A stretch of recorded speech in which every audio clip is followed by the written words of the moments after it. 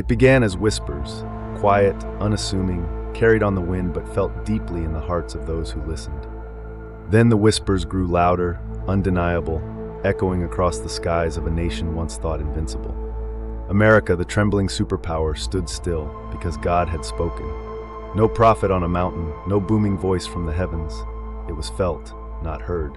In the dawning quiet of a cold morning, the air hummed with a message that seemed woven through existence itself. The first to notice were the farmers in the heartland. Their fields, golden and steady, seemed to shudder under a warning invisible to the eye.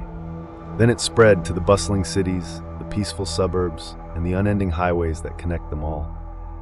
A question reverberated nationwide: what is coming? It wasn't a warning anyone could ignore. It clung to everything, a tremor in the roots beneath the soil, a chill in the air, a heaviness that gnawed at the soul.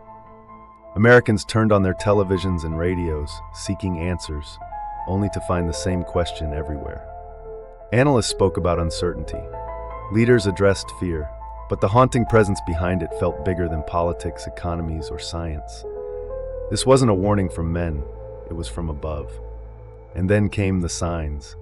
Natural disasters swept the land with alarming precision, almost like punctuation marks. A hurricane off the eastern coast, wrapping the cities in chaos. Eruptions deep beneath the earth, splitting roads and homes. And fires that seemed to burn with a vengeance beyond comprehension, consuming forests, neighborhoods, and memories alike. For those who stood in disbelief, the signs spoke louder. Scientists couldn't explain the strange patterns, the inexplicable timing. Economists noted unpredictable collapses of systems once thought untouchable. And then, most shockingly, the world felt it too. The tremors rippled outward, as if God's hand had pressed down not just on America, but on humanity itself. Markets wavered in distant countries. Leaders whispered behind closed doors. Nations braced themselves for what nobody could define, but everyone feared. But what did it mean? What was God saying? America turned inward, searching itself, frantically. People began to ask whether its foundations had crumbled, not just the physical ones, but the moral ones. Had the pride of this superpower blinded its people to justice, to unity, to humility? Leaders stood in front of cameras but faltered for words, because how does one respond to a warning this profound? And then one voice rose, a child's, innocent and clear. God wants us to listen, to stop fighting and start loving. Look at how scared everyone is. Maybe this warning is about us fixing our hearts before it's too late. Her simple words struck deeper than any political speech. It was as though the entire world collectively gasped, realizing the reason for the trembling. Mankind's moral failures had invited reckoning. The superpower shook not because its wealth or armies were insufficient, but because it had left behind the greater powers of empathy, kindness, and truth.